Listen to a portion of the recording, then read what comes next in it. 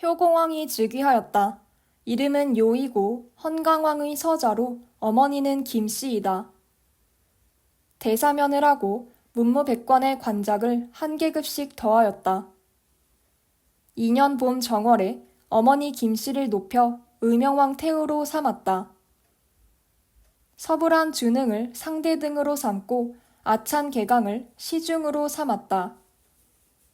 가을 7월에 궁예가 패서도와 한산주 관내의 30여성을 차지하고 마침내 송악군에 도읍하였다. 3년 봄 3월에 이찬 예겸의 딸을 들여 왕비로 삼았다. 가을 7월에 북원의 도적 우두머리인 양길이 궁예가 자신을 배신한 것을 미워하여 국원 등 10여 곳의 성주들과 그를 칠 것을 모의하고 비뇌성 아래로 진군하였으나 양길의 병사가 패배하여 흩어져 달아났다. 4년 겨울 10월에 국원, 청주, 괴양의 도적 우두머리 청길과 신원 등이 성을 바치고 궁예에게 투항하였다. 5년에 궁예가 왕을 칭하였다. 가을 8월에 후백제왕 견훤이 대하성을 공격하였으나 함락시키지 못하자 군사를 금성 남쪽으로 옮겨 그 주변 마을을 약탈하고 돌아갔다. 6년 봄 3월에 서리가 내렸다. 대하찬 효종을 시중으로 삼았다. 7년에 궁예가 도읍을 옮기고자 하여 철원과 부양으로 가서 산수를 둘러보았다. 8년에 궁예가 여러 관직을 설치하였는데 신라의 제도에 의거하였다. 국호를 마진, 연호를 무태 원년이라 하였다. 폐강도의 10여 주연이 궁예에게 투항하였다. 9년 봄 2월에 별이 비처럼 떨어졌다. 여름 4월에 서리가 내렸다. 가을 7월에 궁예가 도읍을 철원으로 옮겼다. 8월에 궁예가 군사를 움직여 우리의 변경음락을 침략하여 중령 동북 쪽에까지 이르렀다. 왕이 나라의 강역이 나날이 줄어든다는 소식을 듣고 깊이 걱정하였으나 막을 수 있는 힘이 안 되었다. 여러 성주에게 명하여 신중을 기해에 출전하지 말고 성벽을 견고히 하고 굳게 수비하도록 하였다. 10년 봄 정월에 파진찬 김성을 상대등으로 삼았다.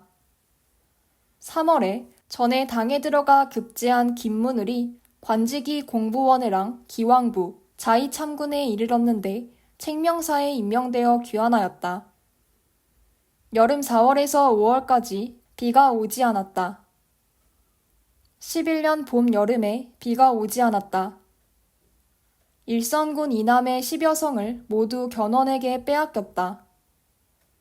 12년 봄 2월에 해성이 동쪽에 나타났다. 3월에 서리가 내렸다. 여름 4월에 우박이 내렸다. 13년 여름 6월에 궁예가 장군에게 병선을 이끌게 하여 장군이 진도군을 함락시키고 또 고이도성을 깨뜨렸다. 14년에 견훤이 몸소 보병과 기병 3,000명을 거느리고 나주성을 에워싸고 열흘이 지나도록 포위를 풀지 않았다. 궁예가 수군을 보내어 이를 습격하니 견훤이 군사를 끌고 물러났다.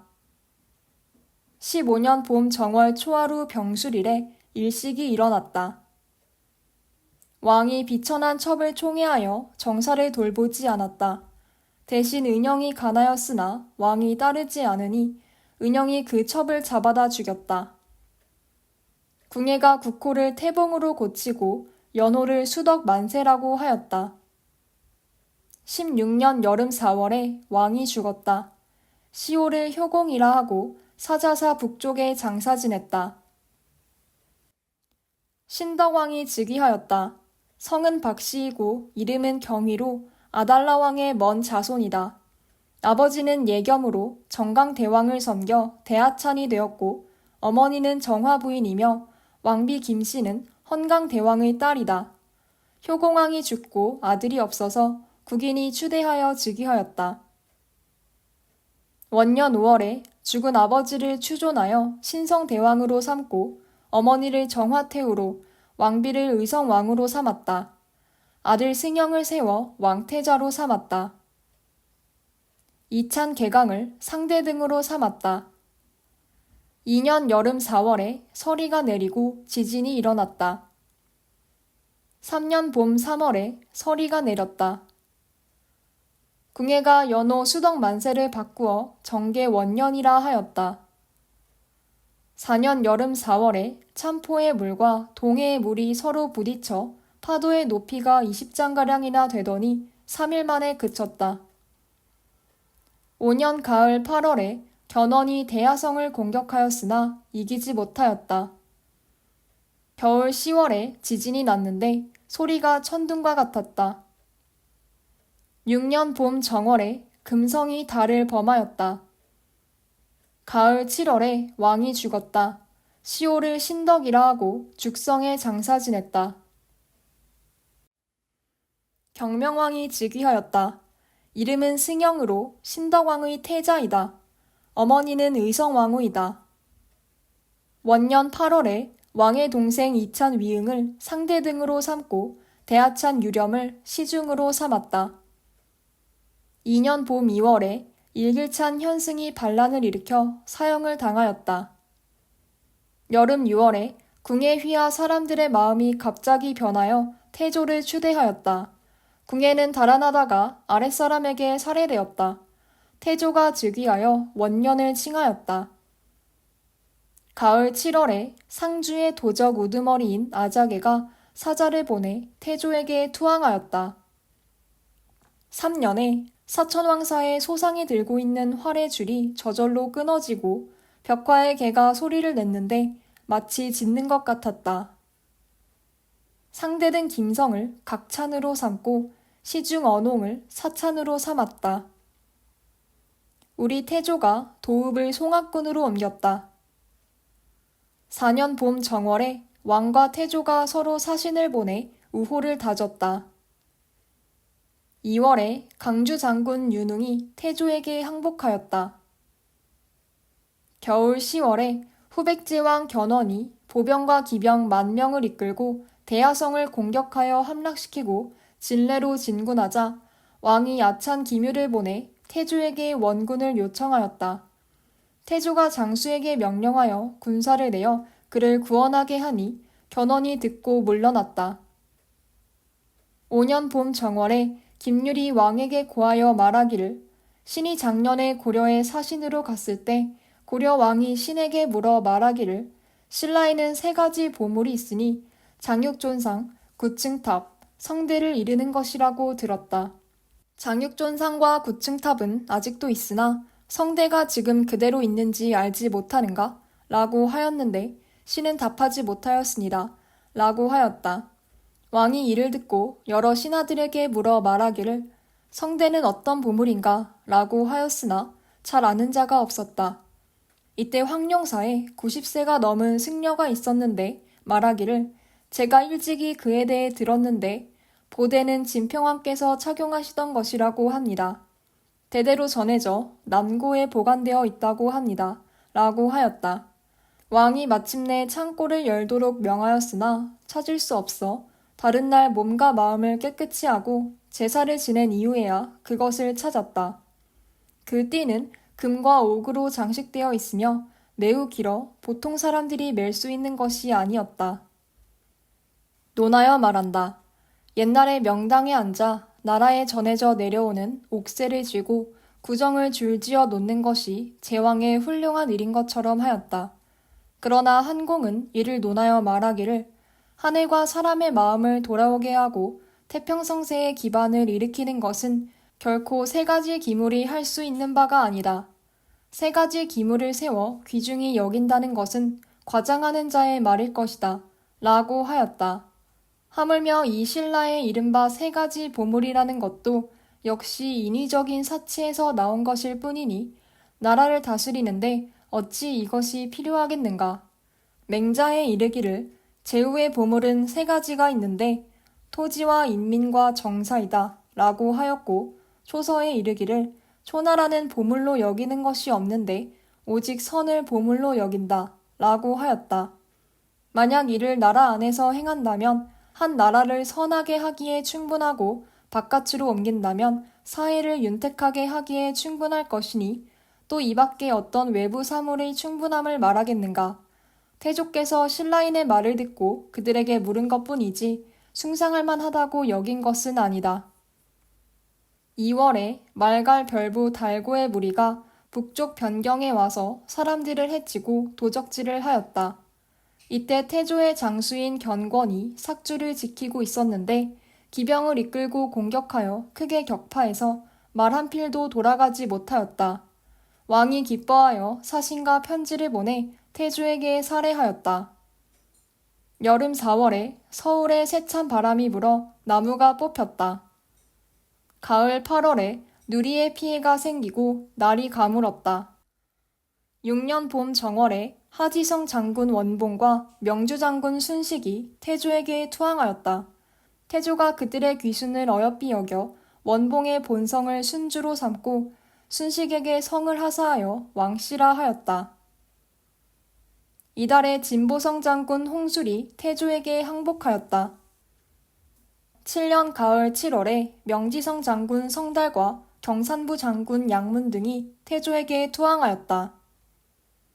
왕이 창부시랑 김학과 녹사참군 김유경을 보내 후당에 조근하고 토산물을 바치니 장종이 차등을 두어 물품을 내려주었다. 8년 봄 정월에 후당에 사신을 보내 조공하였다. 천주 절도사 왕봉규 역시 사신을 보내 토산물을 바쳤다. 여름 6월에 조산대부 창부시랑 김학을 보내 후당에 조공하였다. 장종이 김학에게 조의대부 시위 위경을 내렸다. 가을 8월에 왕이 죽었다. 시호를 경명이라 하고 황복사 북쪽에 장사 지냈다. 태조가 사신을 보내 조문하고 제사하였다. 경혜왕이 즉위하였다. 이름은 위응이고 경명왕의 친동생이다. 원년 9월에 태조에게 사신을 보내어 예방하였다. 겨울 10월에 몸소 신궁에 제사 지내고 대사면을 하였다. 2년 겨울 10월에 고을부 장군 능문이 태조에게 투항하였으나 위로하고 타일러 돌려보냈으니 그 성이 신라의 왕도에 가까웠기 때문이다. 11월에 후백지 왕 견훤이 조카 진호를 고려해 인질로 보냈다. 왕이 이를 듣고 사신을 보내 태조에게 이르기를 견훤은 언행을 이랬다 저랬다 바꾸며 거짓이 많으니 화친을 하면 안 됩니다. 라고 하니 태조도 그렇게 여겼다. 3년 여름 4월에 진호가 갑자기 죽었다. 견훤은 고려 사람이 고의로 죽였다고 하며 분노하여 군사를 일으켜 웅진으로 진군하였다.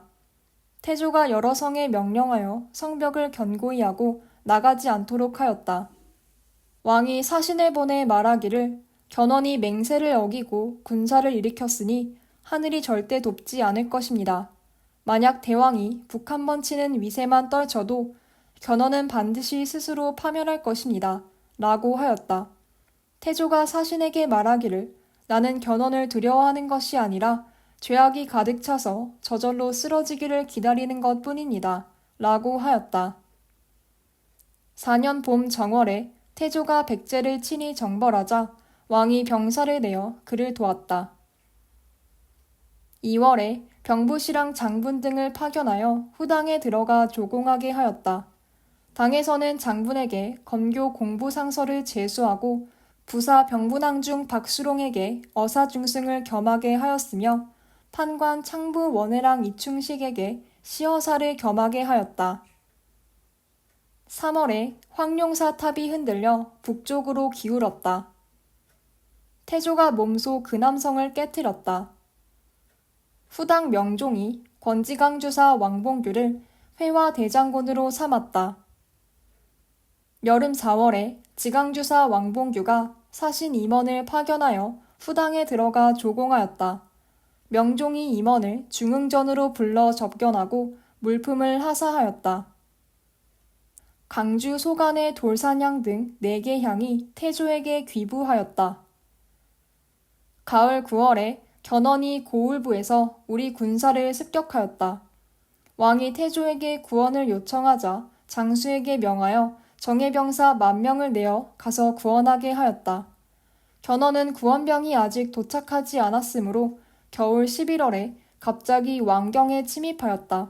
왕은 비빈, 종실 친척들과 포석정에 가서 잔치를 열고 노느라 적병이 이르는 것도 깨닫지 못하였다.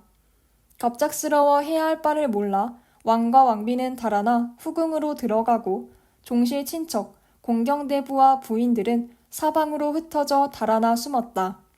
적에게 사로잡힌 자들은 귀천을 가리지 않고 모두 놀라고 두려워하며 땅을 기면서 종이 되기를 구걸하였으나 죽음을 면하지 못하였다.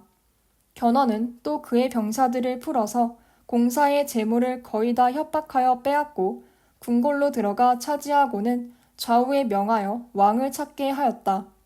왕은 왕비와 천 몇 명과 함께 후궁에 있다가 군대 진영으로 잡혀갔는데 견훤이 핍박하여 왕을 자살하게 하고 왕비를 강간하였으며 부하들이 왕비와 첩을 간음하도록 내버려 두었다.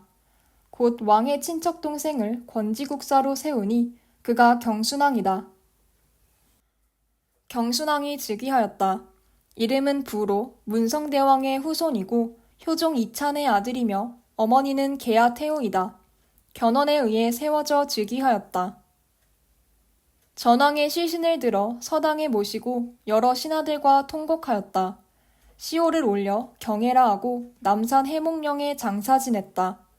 태조가 사신을 보내 조문하고 제사하였다. 원년 11월에 추존하여 죽은 아버지를 신흥대왕으로 삼고 어머니를 왕태후로 삼았다. 12월에 견훤이 대목군에 침입하여 들에 모아놓은 곡식 더미를 모조리 태워버렸다. 2년 봄 정월에 고려장수 김상이 초팔성 도적 흥종과 싸웠는데 이기지 못하고 전사하였다. 여름 5월에 강주 장군 유문이 견훤에게 항복하였다. 6월에 지진이 일어났다. 가을 8월에 견훤이 장군 관은에게 명하여 양산에 성을 쌓게 하였다. 태조가 명지성 장군 왕충에게 명하여 군사를 이끌고 그를 물리치게 하였다.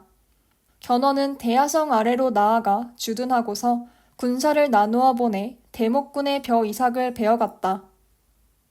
겨울 10월에 견훤이 무곡성을 공격하여 함락시켰다. 3년 여름 6월에 천축국 삼장 마후라가 고려에 왔다. 가을 7월에 견훤이 의성부 성을 공격하였는데 고려장수 홍술이 출전하였으나 이기지 못하고 전사하였다. 순주장군 원봉이 견훤에게 항복하였다. 태조가 이를 듣고 화를 냈으나 원봉의 지난 공로를 생각하여 그를 용서하고 다만 순주를 고쳐 현으로 삼았다. 겨울 10월에 견훤이 가은현을 에웠었으나 이기지 못하고 돌아갔다. 4년 봄 정월에 제암성 장군 선필이 고려에 항복하니 태조가 그를 후한 예의로 대우하고 상보라 일컬었다. 앞서 태조가 신라와 우호를 맺으려고 할 때 선필이 이를 인도하여 주었는데 이때에 이르러 항복한 것이다. 그가 공이 있고 또한 나이가 많은 점을 생각하여 그를 총애하고 칭찬한 것이다. 태조가 견훤과 고창군 병산 아래에서 싸웠는데 크게 이겨 죽이고 사로잡은 자가 매우 많았다. 영안, 하곡, 직명, 송생 등 30여 군현이 차례로 태조에게 항복하였다. 2월에 태조가 사신을 보내 승리를 알리니 왕이 담례로 사신을 보내고 겸하여 서로 만나기를 청하였다. 가을 9월에 나라 동쪽 바닷가의 주군과 마을이 모두 태조에게 항복하였다. 5년 봄 2월에 태조가 50여 명의 기병을 거느리고 경기에 이르러 만나 뵙기를 청하였다. 왕이 백관과 교회에서 맞아 궁으로 들어와 상대하는데 간곡하게 정성과 예의를 다하였다. 임해전에서 잔치를 벌였는데 잔치가 무르익자 왕이 말하기를 나는 하늘의 도움을 받지 못하여 점점 화란에 이르고 있고 견훤은 의롭지 못한 일을 마음대로 하면서 우리나라를 멸망시키려 하니 어떠한 원통함이 이와 같겠습니까? 라고 하며 눈물을 줄줄 흘리며 울었다. 좌우에서 목매어 울지 않는 이가 없었으며 태조 역시 눈물을 흘리며 위로하였다. 수십 일을 머물다 돌아가니 왕이 혈성까지 배웅하고 사촌동생 유렴을 인질로 삼아 태조를 모시고 따라가게 하였다. 태조 휘하의 군사들은 엄숙하고 올발라 털끝만큼도 침범하지 않았다. 도성의 남녀가 서로 기뻐하며 말하기를 예전 견훤이 왔을 때에는 승냥이와 호랑이를 만난 것 같았는데 지금 왕공이 이르러서는 부모를 뵌 듯하다 라고 하였다. 가을 8월에 태조가 사신을 보내 왕에게 채색 비단과 안장 얹은 말을 보내주고 아울러 여러 신료와 장수, 병졸에게 배와 비단을 차등 있게 내려주었다. 6년 봄 정월에 지진이 났다. 여름 4월에 사신 집사시랑 김불과 부사 사빈경 이유를 파견하여 후당에 들어가 조공하게 하였다. 7년에 후당 명종이 고려에 사신을 보내 책명을 내려주었다. 8년 가을 9월에 노인성이 보였다. 운주계의 30여 9년이 태조에게 항복하였다. 9년 겨울 10월에 왕은 사방의 토지가 모두 남의 소유가 되어 국력이 약해지고 세력이 고립되어 스스로 편안할 수 없게 되었다고 여겨 여러 신하들과 국토를 들어 태조에게 항복할 것을 논의하였다. 여러 신하들이 의논하기를 혹자는 그렇게 하는 것이 좋다고 하고 혹자는 안 된다고 하였다. 왕자가 말하기를 나라의 존망은 반드시 천명에 달려있는 것입니다. 오직 충성스러운 신하, 의로운 선비와 합심하여 민심을 수습하여 스스로 지키다가 힘이 다한 후에 그만두어야지 어찌 천년 사직을 하루아침에 가벼이 남에게 주는 것이 옳은 일이겠습니까? 라고 하였다. 왕이 말하기를 고립되고 위태로움이 이와 같아 세력이 온전할 수 없다. 이미 강해질 수 없고 또 약해질 수도 없으니 죄 없는 백성들이 간장과 내수가 땅에 널리는 참혹한 죽음을 당하게 하는 데 이르도록 하는 것은 내가 차마 할 수 없는 일이다. 라고 하고 시랑 김봉휴에게 편지를 가지고 가게 하여 태조에게 항복하기를 청하였다. 왕자가 울며 왕에게 하직하고 바로 개골산에 들어가 바위에 기대어 집으로 삼고 삼배옷을 입고 풀을 먹으며 일생을 마쳤다. 11월에 태조가 왕의 편지를 받고 대상 왕철 등을 보내 그를 맞았다. 왕은 모든 관료를 거느리고 왕도에서 출발하여 태조에게 귀순하는데 화려하게 장식된 수레와 말이 30여리에 걸쳐 이어지며 길을 메우니 구경하는 사람들이 담장같이 늘어섰다. 태조가 교회로 나와 맞이하고 위로하며 궁궐 동쪽에 제일 좋은 거처 한 곳을 내려주고 맏딸 낭랑공주를 그에게 시집 보냈다. 12월에 왕을 정승공으로 봉하여 지위가 태자보다 위에 있게 하고 복록 천석을 주었다. 시종하던 관원과 장수들을 모두 채용하였으며 신라를 고쳐 경주라 하고 공의 시급으로 삼았다. 앞서 신라가 항복하였을 때 태조가 매우 기뻐하며 이미 후한 예로서 대우하고서도 사자를 보내 고하여 말하기를 지금 왕께서 나라를 저에게 주시니 그 은혜가 큽니다. 원컨대 왕의 종실과 결혼하여 장인과 사위의 우호가 영원히 이어지기를 바랍니다. 라고 하였다. 왕이 답하여 말하기를 저의 큰아버지 영렴 잡가는 지대야 군사인데 그의 딸이 덕과 용모가 모두 아름답습니다. 이 사람이 아니면 집안 살림을 갖출 수 없을 것입니다. 라고 하였다.